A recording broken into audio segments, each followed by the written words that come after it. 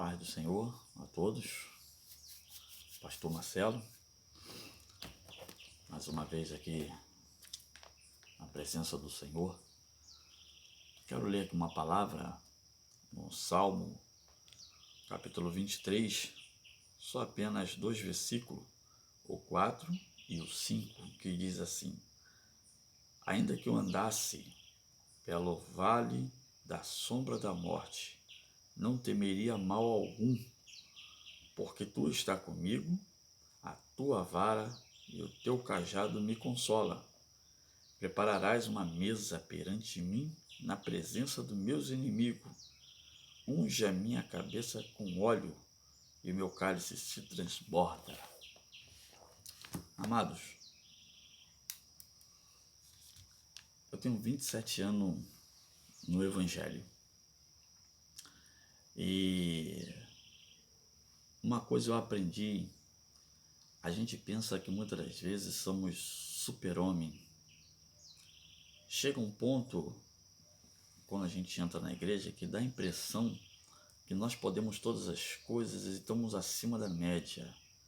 Mas a gente vai percebendo que a nossa vida é tão comum como a vida de outros cristãos também, como a vida das outras pessoas que vivem nesse mundo. E às vezes achamos que podemos todas as coisas, usamos o texto da Bíblia para nos fortalecer, como posso todas as coisas naquele que me fortalece, o Senhor está comigo, o Senhor é meu pastor e nada me faltará. Mas na realidade que o tempo vai passando e a gente vai vendo que as coisas não é bem assim como alguns apresentam.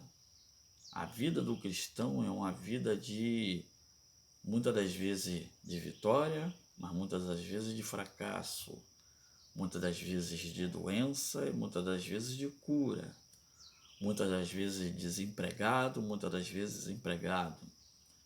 Nem sempre a família é 100%.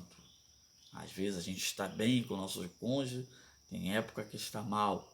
Então, assim, e às vezes a gente acha porque oramos, porque lemos a Bíblia, nos consagramos, tudo tem que ir mil maravilha.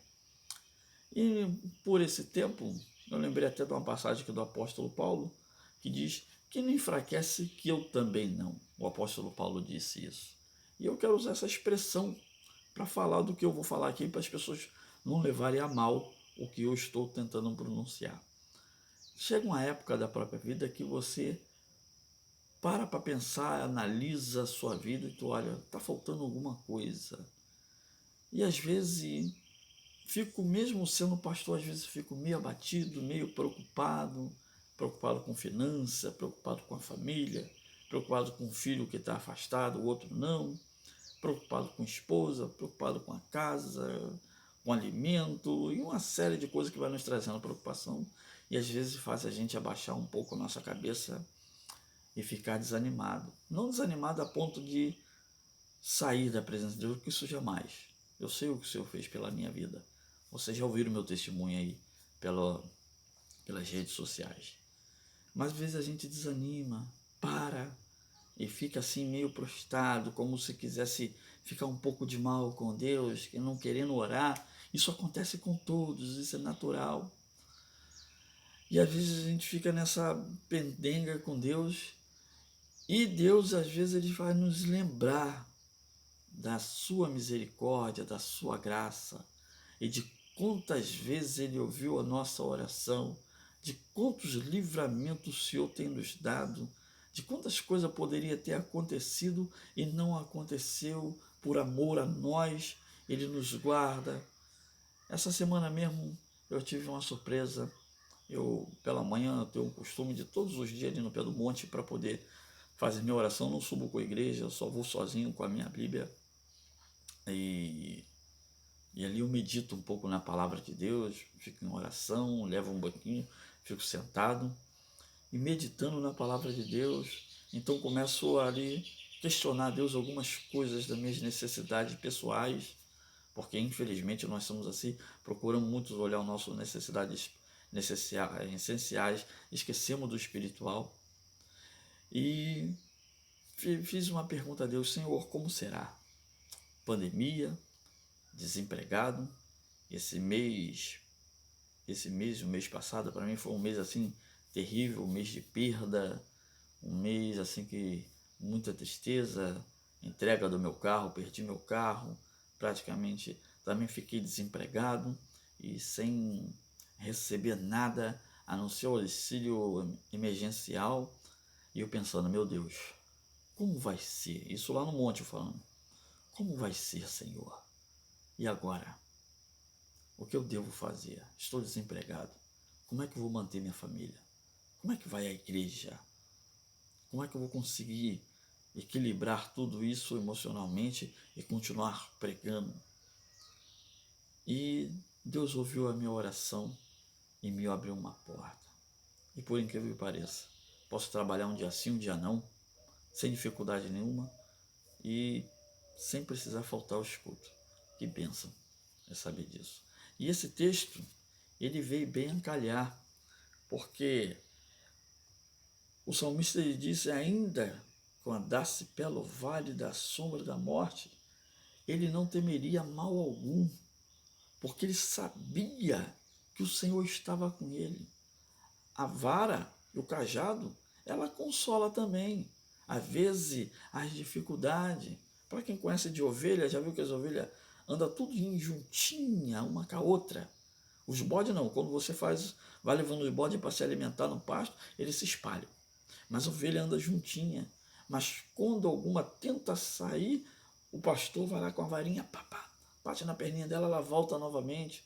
O cajado é para puxar pelo pescoço, para não cair no penhasco, no rio, porque elas não sabem se cuidar de si mesmas. E diz que a vara e o cajado do Senhor, ela nos consola, isso quer dizer, as provas, as dificuldades, as lutas, é para nos manter firme. Ele nos consola, ele nos aquece. A mensagem, muitas das vezes que nós ouvimos que parece ser dura, mas é uma mensagem para te manter de pé. E o interessante é que ele também diz que ele prepara uma mesa perante seus inimigos. Não é uma mensagem triunfalista, mas essa mesa perante o inimigo vai ver você ali, sentado, se alimentando e sendo vitorioso. E ainda diz, né? Prepara-vos uma mesa perante mim e na presença dos meus inimigos. E detalhe, ele unge a sua cabeça com óleo, ele te dará força, ele te dará unção para vencer as dificuldades. Então, irmão, desanimado, mas não prostrado, com luta, mas não parado. Lembrei do apóstolo Paulo, que também usa essa expressão. Pode estar angustiado, mas não desanimado. Pode estar perplexo, mas você não pode parar. A coisa pode estar em sua volta explodindo, mas você tem que se manter de pé. Lembra de Jesus? Naquele episódio que ele estava num barco e que as águas estavam revoltas e quase afundando o barco, as ondas cobriam, molhava tudo, os discípulos desesperados, mas quando olharam para Jesus, diz as Escrituras Sagradas que eles estavam lá na polpa do barco, com a almofada debaixo da sua cabeça, dormindo, tranquilo, porque ele sabia que mesmo no vale da sombra da morte, o Senhor estaria com ele. Isso é uma promessa para nós, que por mais que a dificuldade nos cerca, né?